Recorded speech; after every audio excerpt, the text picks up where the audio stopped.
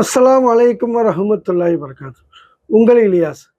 சகோதரர்களே, இப்போ பார்த்தீங்கன்னாக்கா, இந்த பொருட்காட்சியில் வந்து கம்ப்யூட்டர் ஜோசியம் அப்படின்னு சொல்லி டேபிளில் போட்டு வச்சுருக்காங்க. நிறைய சகோதரர்கள், முஸ்லீம் சகோதரர்களே அதில் போய் கையை வச்சு, கைரேகை வச்சு அவன்கிட்ட ஒரு பேப்பரை வாங்கி படித்து பார்க்குறாங்க. அதே போல் கம்ப்யூட்டர் போல் ஒரு ரோபோட்டு போல் ஒரு இதை வச்சு அதில் காதில் வச்சு ஜா கைரேகையை வச்சு ஜாதகம் வச்சு ஜோசியம் பார்க்குறாங்க.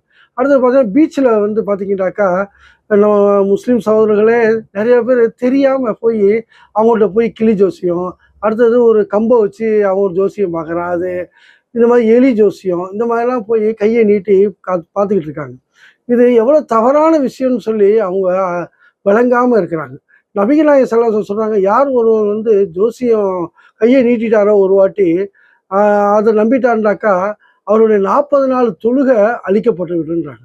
அல்லாஹ் குர்ஆன்ல சொல்கிறான், நாளை நடக்கக்கூடியது யாருக்கும் தெரியாது அப்படின்னு சொல்கிறான். நாளைக்கு யார் இறப்பார், நாளைக்கு நீங்கள் என்ன சம்பாதிப்பீங்க அப்படிங்கிறது யாருக்குமே தெரியாது அப்படின்னு சொல்லி அல்லாஹ் சொல்கிறான்.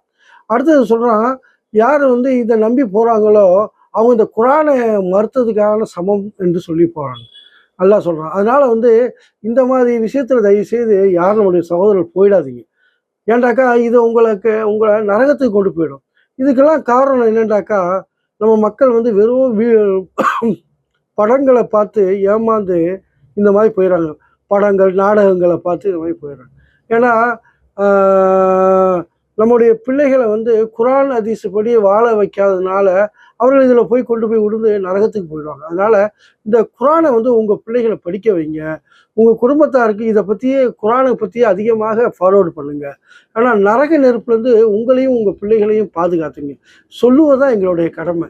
இது முஸ்லீம் அல்லாதவர்களுக்கு நாங்கள் குர்ஆன் அன்பளிப்பாக தரோம். இந்த நம்பருக்கு நீங்கள் வந்து ஒரு வாட்ஸ்அப்பில் மெசேஜ் போடுங்க. உங்களுக்கு டோர் டெலிவரியாக ஃப்ரீயாக வந்துடும். புரியுதுங்களா? தயவுசெய்து நீங்களும் இதை ஃபார்வர்டு பண்ணுங்கள். உங்களுக்கு தெரிஞ்சவங்களுக்கு, உங்களுடைய மாற்று மத சகோதரர்களுக்கும் இதை ஃபார்வர்டு பண்ணி குர்ஆனை வாங்கி கொடுங்க. அல்லாஹ் உங்களுக்கு உதவி செய்யும். அஸ்ஸலாமு அலைக்கும் வரஹ்மத்துல்லாஹி வபரகாத்துஹு.